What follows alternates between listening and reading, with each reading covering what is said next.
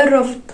الرفض ممكن يخلق حرب عالمية تانية، وممكن يخلق محرقة زي محرقة الهولوكوست. الرفض ممكن يخلق شرارة كبيرة من الانتقام والغضب عمرها ما هتنتهي. من زمان كانت العقوبة الأقصى للجنس البشري هو إنه يتنبس، إن القبيلة بتاعته ترفضه فتطرده برا القبيلة.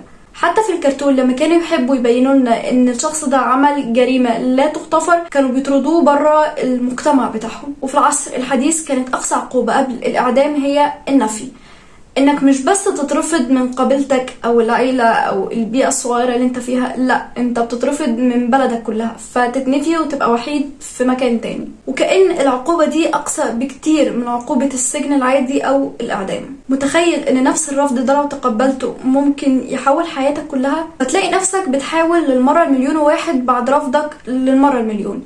متخيل حياتك كان شكلها يبقى عامل ازاي لو انت مش خايف تترفض؟ يعني مثلا الشركة اللي انت خايف تقدم فيها عشان خايف تترفض هتقدم فيها اخيرا، والبنت اللي انت عاوز تتقدم لها بس خايف تاخد خطوة احسن تترفض هتتقدم لها اخيرا. وهتعمل كل ده وانت ما عندكش مشكلة تعافر بدل مرة مليون، وما عندكش مشكلة تترفض لانك اخيرا بقيت متقبل انك عادي تترفض.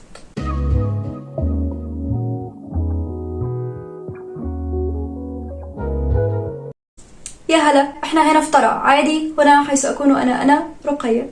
خلينا نبدأ الفيديو بسؤال تقيل حبتين. تعرضت قبل كده للرفض؟ الرفض سواء من شغل معين او علاقة معينة او حتى شلة معينة كان نفسك تكون موجود جواها.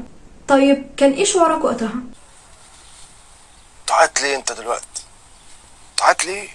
معظمنا لما بيتعرض للرفض بيستخدم تعبيرات زي انا قلبي اتكسر، حسيت كأن روحي بتطلع مني، كان نفسي الارض تنشق وتبلعني. تفتكر احنا بنبالغ في تعبيراتنا دي ولا فعلا ما بتبقاش مبالغه وبنبقى حاسين بكده فعليا؟ بالظبط السؤال اللي سأله الأطباء النفسيين وعلماء النفس عشان يعملوا تجربة بالرنين المغناطيسي يكتشفوا هل فعلا المناطق المسؤولة في الدماغ عن الألم الجسدي بتنشط لما بنمر بتجربة زي الرفض، واكتشفوا ان للأسف مش بس كده، لا دول كمان اكتشفوا ان معدل ذكائك وذاكرتك قصيرة المدى بتقل بشكل ملحوظ جدا بعد الرفض، وبيقل معاهم قدرتك على اتخاذ القرارات. تفتكر ليه الرفض ممكن يعمل فينا كل ده؟ يعني ليه مجرد ان انسان مش متقبلنا يخلينا نحس بكل الالم الفظيع اللي احنا بنحس بيه في مرحله الرفض؟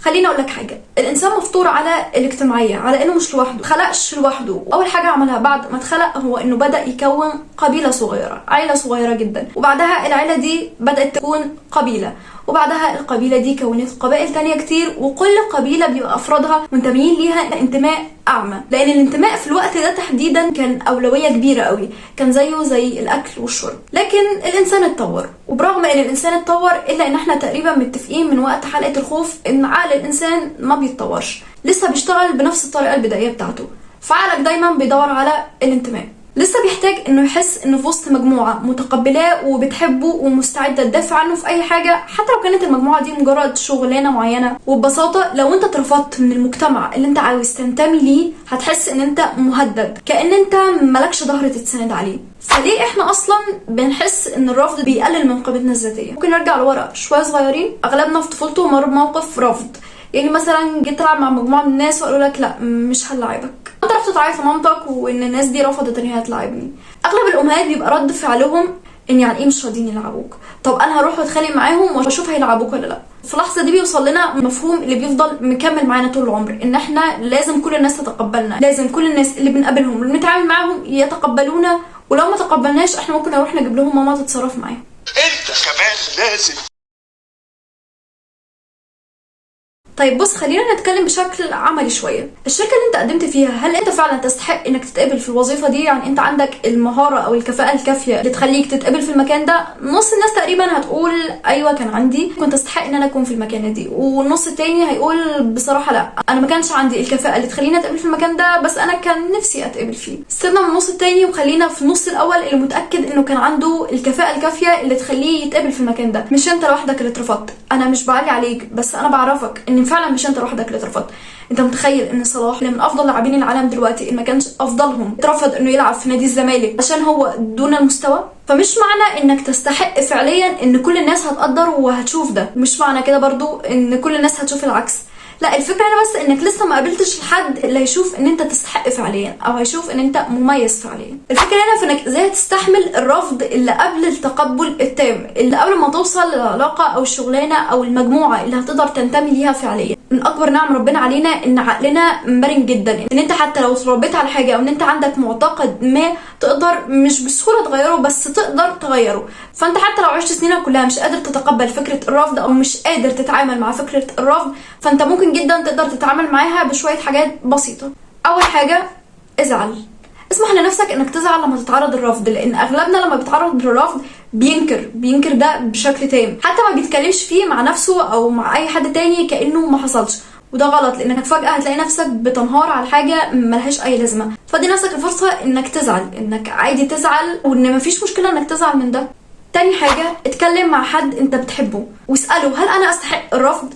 احيانا في وقت الزعل عقلنا بيبقى مشوش تماما، ما بيقدرش يعرف اكتر الاشياء بداهه عننا، فمش عيب انك تسال لو انا فعلا حد يستحق رفض ولا لا، لان احنا في الوقت ده بالذات بنحتاج ان حد تاني ياكد لنا المعلومه، مش احنا اللي ناكدها لنفسنا. فاختار حد قريب منك تقدر تثق فيه انك تساله سؤال زي ده او تحكي له حاجه زي كده. تالت حاجه، عيد برمجه مفهوم الرفض عندك، والاعاده دي هتتم على خطوتين. اول خطوه انك تفهم ان الحد اللي رفضك هو ما رفضكش كشخص، هو رفض الحاجه اللي انت بتقدمها له. يعني مثلا انت اترفضت في شغلانه ما، اللي رفضك ما رفضكش انت، هو ما يعرفكش اصلا، هو رفض ان انت تكون في الشغلانه، لكن انت كشخص هو ما يعرفكش. لان احنا احيانا لما بيترفض بناخد الرفض ده على محمل شخصي جدا، اللي هو انا اترفضت. مش انت اللي اترفضت والله، الحاجه اللي انت عايز تقدمها هي اللي اترفضت، لكن انت زي الفل ما اترفضتش. تاني حاجه انك تجزأ مفهوم الرفض، يعني تتعامل بمبدأ مهم جدا، وهو ان انت رافض جزء ما في الشخص اللي قدامك لكن مش رافض الشخص كله. يعني انا مثلا شايف ان الشخص اللي قدامي في تعاملاته مش ألذ حاجه، لكن هو احسن حاجه ممكن يعمل لك الشغلانه دي. احنا احيانا لما بنرفض الشخص اللي قدامنا بنرفضه كله في المجمل، الشخص ده وحش ورافضينه تماما. ده ما ينفعش، لانك هتلاقي نفسك لما بتترفض بتتخيل ان الحد اللي قدامك رافضك كلك، لكن مش دايما الحد اللي قدامك بيبقى رافضك كلك. وحتى لو رافضك كلك فانت هتبقى بتبص اللي هو يا حرام، ده لسه مش قادر يفصل بين كوني حلو في حاجه وبين كوني مش قد كده في حاجه تانية. فساعتها ممكن توريه الفيديو ده وتخليه يتفرج عليه ويعمل سبسكرايب ولايك وكل الحاجات دي. فدول الطريقتين اللي هنستخدمهم عشان نبرمج بيهم مفهوم الرفض من اول وجديد في دماغنا. رابع حاجه، خليك سبانخ. عارف السبانخ بتتعرض للرفض كام مره في اليوم؟ عمرها ما اشتكت، عمرها ما قالت لا انا مش هطبخ النهارده، لا انا مش هكون وسط الناس دي عشان هم مش مقدرين قيمتي. ومع ذلك السبانخ اللي بتترفض من كم كبير جدا من الناس ليها كم اكبر بيحبوها وبيقدسوها وبيعملوها معامله ورق العنب والمكرونه بالبشاميل. فلو سمحت خليك سبانخ. خامس حاجه، تقريبا احد حقوقنا الازليه، لا مش تقريبا، هو اكيد احد حقوقنا الازليه هو ان احنا نقول لا. فانت ليه متقبل ان انت تقول لا على اي حاجه والحد اللي قدامك ما ينفعش يقول لا؟ ليه؟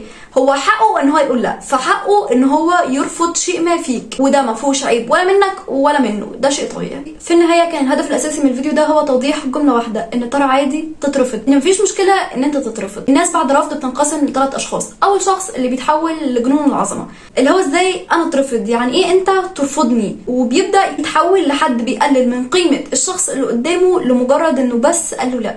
والشخص التاني هو الشخص اللي بيدخل في دوامه احتقار الذات، ان اكيد انا عندي مشكله ما دام اترفضت، ان اكيد انا مش شخص محبوب كفايه، ويبدا يدخل في دوامه جلد ذات لا تنتهي. وطبعا ده مرفوض مرفوض مرفوض. ايه بقى الصح؟ الصح ان احنا نتقبل ان احنا عادي نترفض. ترى عادي والله، ما فيش حد على وجه الارض دي ما اترفضش، فطبيعي ان انت تترفض. يعني عادي ان انا النهارده اترفض وعادي ان انت تترفض. ده مش المفروض يحسسك بالتهديد، لان لو شخص رفضك النهارده ففي مليون شخص تاني شايفك الحد الاجمل والامثل ليه. ولو اترفضت في شغلانه النهارده ففي كذا شغلانه تانية انت الحد الامثل فيها. فبلاش تركز على النقط اللي انت اترفضت فيها وتعتبرها اخر الدنيا، لانها عمرها ما كانت اخر الدنيا. بس كده احنا خلصنا. اتمنى لك حياه دافئه هنيئه مطمئنه فيها اقل قدر ممكن من الرفض.